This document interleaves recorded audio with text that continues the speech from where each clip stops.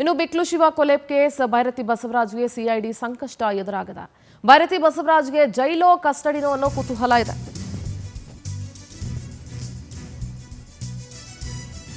ಜಾಮೀನು ಪಡ್ಕೊಳ್ಳುವಂತಹ ಸಂದರ್ಭದಲ್ಲಿ ಜಗ್ಗ ಯಾರು ಅಂತ ನನಗೆ ಗೊತ್ತೇ ಇಲ್ಲ ಅಂತ ಹೇಳಿದ್ದೆ ಮುಳುವಾಯ್ತಾ ಅಂತ. ಕೆಲವೇ ಕ್ಷಣಗಳಲ್ಲಿ ಬೌರಿಂಗ್ ಆಸ್ಪತ್ರೆಯಲ್ಲಿ ಮೆಡಿಕಲ್ ಟೆಸ್ಟ್ ಕೂಡ ಮುಗಿತಾ. ಅದಾದ ನಂತರ ನ್ಯಾಯಾಲಯಕ್ಕೆ ಭೈರತಿ ಬಸವರಾಜನ್ನ ಹಾಜರುಪಡಿಸಲಾಗುತ್ತೆ. ಹಾಜರುಪಡಿಸಿ ಸಿಐಡಿ ತನ್ನ ಕಸ್ಟಡಿ ಕೇಳುತ್ತೆ, ಹೆಚ್ಚಿನ ವಿಚಾರಣೆ ನಡೆಸಬೇಕು ಅಂತ ಹೇಳಿ. ಕೋರ್ಟ್ನಲ್ಲಿ ಸುಳ್ಳು ಹೇಳಿಕೆನೆ ಭೈರತಿ ಬಸವರಾಜ್ಗೆ ಮುಳುವಾಯಿತು ಅಂತ ಅನ್ನಿಸುತ್ತೆ. A1 ಈ ಪ್ರಕರಣದ ಅಂದ್ರೆ ಬಿಕ್ಲು ಶಿವ ಕೊಲೆ ಪ್ರಕರಣದ ಮೊದಲ ಆರೋಪಿ ಜಗ್ಗ ಇದ್ದಾನಲ್ಲ, ಜಗ್ಗ ಯಾರು ಅಂತಾನೆ ನನಗೆ ಗೊತ್ತಿಲ್ಲ ಅಂತ ಸುಳ್ಳು ಹೇಳಿ ಈ ಪ್ರಕರಣದ 5ನೇ ಆರೋಪಿ ಭೈರತಿ ಬಸವರಾಜ್ ತಗ್ಲಾಕೊಂಡಿದ್ದಾರೆ. ಯಾಕೆಂದ್ರೆ ಬಹಳ ಸ್ಪಷ್ಟವಾಗಿ ಡೀಟೇಲ್ಸ್ ಇತ್ತು. ಅವರ CDR ಇರಲಿ, ಎಲ್ಲ ರಿಪೋರ್ಟ್ಗಳು, ಜಗ್ಗನ ಜೊತೆಗೆ ಅವರು ಸಂಪರ್ಕ ಇದ್ದಿದ್ದು ಪ್ರತಿಯೊಂದು ಇನ್ಫಾರ್ಮೇಶನ್ ಕೂಡ CID ಆಫೀಸರ್ಸ್ ಆಲ್ರೆಡಿ ಕಲೆಕ್ಟ್ ಮಾಡಿದ್ರು. ಕೋರ್ಟ್ಗೆ ಜಗ್ಗ ಯಾರು ಅಂತ ನಮಗೆ ಗೊತ್ತೇ ಇಲ್ಲ ಅಂತ ಹೇಳಿದ್ದೆ ಮುಳುವಾಗಿದೆ ಈಗ ಭೈರತಿ ಬಸವರಾಜ್ಗೆ. ಸೊ ಕೋರ್ಟು CID ಕಸ್ಟಡಿ ಕೊಡುತ್ತೋ ಅಥವಾ ನ್ಯಾಯಾಂಗ ಬಂಧನಕ್ಕೆ ಕೊಡುತ್ತೋ ಅನ್ನುವಂಥ ಪ್ರಶ್ನೆ ಇದೆ.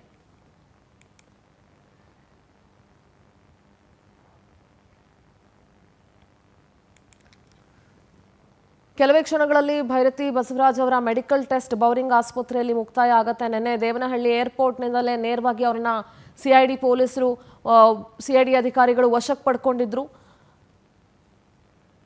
ಕಡೆ ಹಂತದಲ್ಲಿ ಸುಪ್ರೀಂ ಕೋರ್ಟ್ನಲ್ಲೂ ಕೂಡ ಜಾಮೀನು ನಿರಾಕರಣೆ ಆಗಿತ್ತು, ಜಾಮೀನು ಅರ್ಜಿ ವಜಾ ಆಗಿತ್ತು, ಹೈಕೋರ್ಟ್ನಲ್ಲೂ ಬೇಲ್ ವಜಾ ಆಗಿತ್ತು.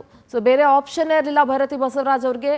ಯಾವುದೇ ಸಂದರ್ಭದಲ್ಲಿ ಬೇಕಾದರೂ ಅರೆಸ್ಟ್ ಆಗ್ತಾರೆ ಅನ್ನುವಂಥ ಮಾತುಗಳಿತ್ತು. ಅದೇ ರೀತಿ ನಿನ್ನೆ ಸಂಜೆ ಏರ್ಪೋರ್ಟ್ನಿಂದ ಬರುವಂಥ ಸಂದರ್ಭದಲ್ಲಿ ಏರ್ಪೋರ್ಟಲ್ಲೇ ಅವರನ್ನ ವಶಕ್ಕೆ ಪಡ್ಕೊಳ್ಳಲಾಗಿದೆ.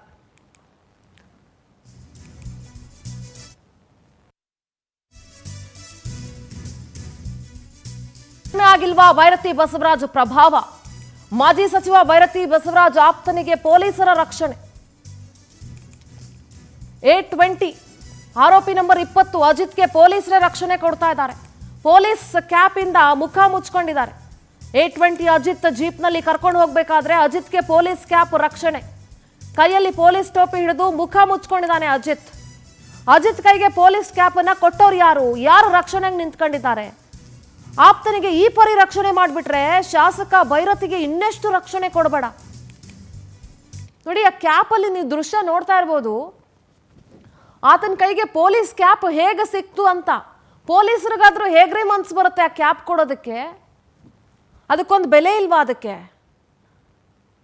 ಆ ಪೊಲೀಸ್ ಯೂನಿಫಾರ್ಮ್ಗೊಂದು ಬೆಲೆ ಇಲ್ವಾ? ಪೊಲೀಸ್ ಕ್ಯಾಪು ಪೊಲೀಸ್ ಯೂನಿಫಾರ್ಮ್ನ ಒಂದು ಭಾಗ ಅಲ್ವಾ ಅದು? ಏನ್ ಬಾರಿ ಗನಂಧಾರಿ ಕೆಲಸ ಮಾಡಿದ್ದಾರೆ ಅಂತ ಮುಖ ಮುಚ್ಕೊಳ್ಳಿ ಅಂತ ಕೊಟ್ರ ಅದನ್ನ? ಮರ್ಯಾದೆ ಹೋಗ್ಬಾರ್ದು, ಮುಖ ಗೊತ್ತಾಗ್ಬಿಡುತ್ತೆ ಹೊರಗಡೆ ಅಂತ ಹೇಳಿ ಒಬ್ಬ ಆಪ್ತನಿಗೆ ಇಷ್ಟೊಂದು ಮಟ್ಟದಲ್ಲಿ ಪೊಲೀಸ್ ರಕ್ಷಣೆ ಕೊಟ್ಬಿಟ್ರೆ ಇನ್ನು ಭೈರತಿ ಬಸವರಾಜ್ ಶಾಸಕ MLA ಇನ್ನೆಷ್ಟು ರಕ್ಷಣೆ ಕೊಡಬೇಡ ಅವ್ರಿಗೆ?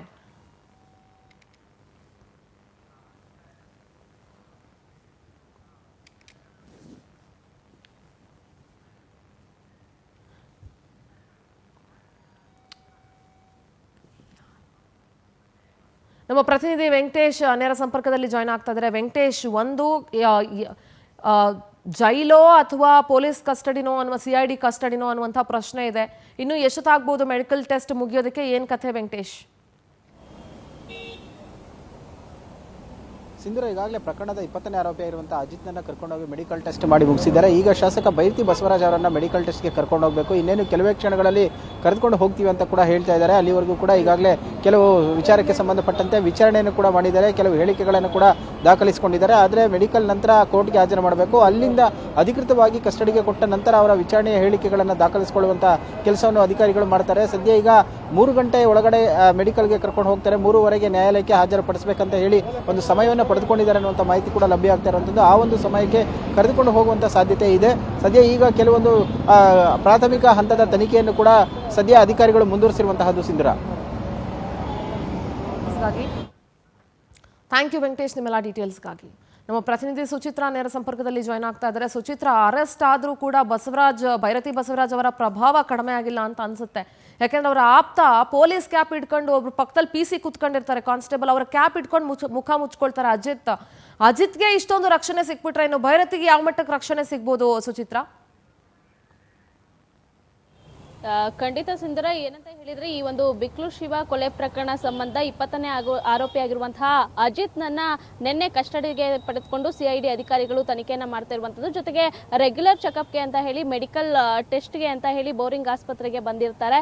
ಆ ನಂತರದಲ್ಲಿ ಮೆಡಿಕಲ್ ಟೆಸ್ಟ್ ಅನ್ನ ಮುಗಿಸ್ಕೊಂಡು ಹೋಗ್ಬೇಕಾದಂತಹ ಸಂದರ್ಭದಲ್ಲಿ ಆರೋಪಿ ಅಜಿತ್ ತನ್ನ ಪಕ್ಕದಲ್ಲಿ ಕೂತಿದ್ದಂತಹ ಪೇದೆಯ ಒಂದು ಟೋಪಿಯನ್ನ ಮುಖಕ್ಕೆ ಮುಚ್ಕೊಳ್ತಾರೆ. ಒಂದು ವೇಳೆ ಏನು ಅಲ್ಲಿನ ಪೇದೆಯೇ ಈ ಆರೋಪಿಯನ್ನ ರಕ್ಷಣೆ ಮಾಡೋದಕ್ಕೆ ಮುಂದಾದ್ರ ಅಂತ ಹೇಳಿ, ಯಾಕಂತ ಹೇಳಿದ್ರೆ ಭೈರತಿ ಬಸವರಾಜ್ ಅವರು ಏನು KR ಪುರಂ ಶಾಸಕರಾಗಿರುವಂತರು, ರಾಜಕಾರಣದಲ್ಲಿ ಸಾಕಷ್ಟು ಒಂದು ಹೆಸರನ್ನ ಮಾಡಿದ್ರು, ಜೊತೆಗೆ ಸಾಕಷ್ಟು ಒಂದು ಬೆಂಬಲ ಇರುತ್ತೆ. ಹಾಗಾಗಿ ಈ ಒಂದು ಪ್ರಕರಣದಲ್ಲಿ ಎಲ್ಲೋ ಒಂದು ರೀತಿಯಲ್ಲಿ ಭೈರತಿ ಬಸವರಾಜ್ ಆಪ್ತರಾಗಿರುವಂತಹ ಈ ಒಂದು ಪ್ರಕರಣದಲ್ಲಿ ಸಿಲುಕಿ ಹಾಕಿಕೊಂಡಿರುವಂತಹ ಆರೋಪಿಗಳಿಗೂ ಕೂಡ ಒಂದು ರೀತಿಯಲ್ಲಿ ರಕ್ಷಣೆ ಸಿಗ್ತಾ ಇರುವಂತದ್ದು. ಜೊತೆಗೆ ಈ ಆರೋಪಿ 20ನೇ ಆರೋಪಿ ಏನಿರ್ತಾನೆ ಅಜಿತ್, ಅವನು ವಕೀಲ ಆಗಿರ್ತಾನೆ. ಸದ್ಯ ಈ ಒಂದು ಪ್ರಕರಣದಲ್ಲಿ ಈತನ ಕೈವಾಡವೂ ಇದೆ ಅಂತ ಹೇಳಿ ಇದೀಗ CID ಅಧಿಕಾರಿಗಳು ಒಂದಷ್ಟು ವಿಚಾರಣೆಯನ್ನ ಮಾಡ್ತಾ ಇರುವಂತದ್ದು.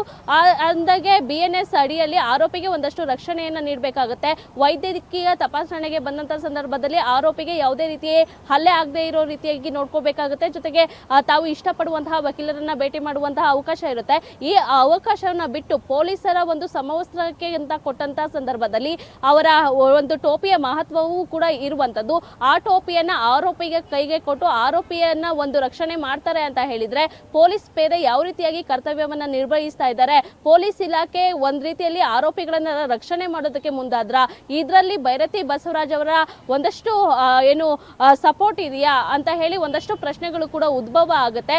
ಸದ್ಯ ಇದೀಗ ಈ ಒಂದು ಟೋಪಿಯನ್ನ ಆರೋಪಿ ಮುಚ್ಕೊಂಡಂತ ಸಂದರ್ಭದಲ್ಲಿ ಕಂಪ್ಲೀಟ್ ಆಗಿ ಈ ಒಂದು ಕೇಸ್ಗೆ ಪೊಲೀಸರು ಸೀರಿಯಸ್ನೆಸ್ ಅನ್ನ ತೋರಿಸ್ತಾ ಇಲ್ವಾ ಅನ್ನೋದು ಕೂಡ ಪ್ರಶ್ನೆಯಾಗಿ ಉಳಿಯುತ್ತೆ ಸಿಂಧೂರ. ಡೀಟೇಲ್ಸ್ಗಾಗಿ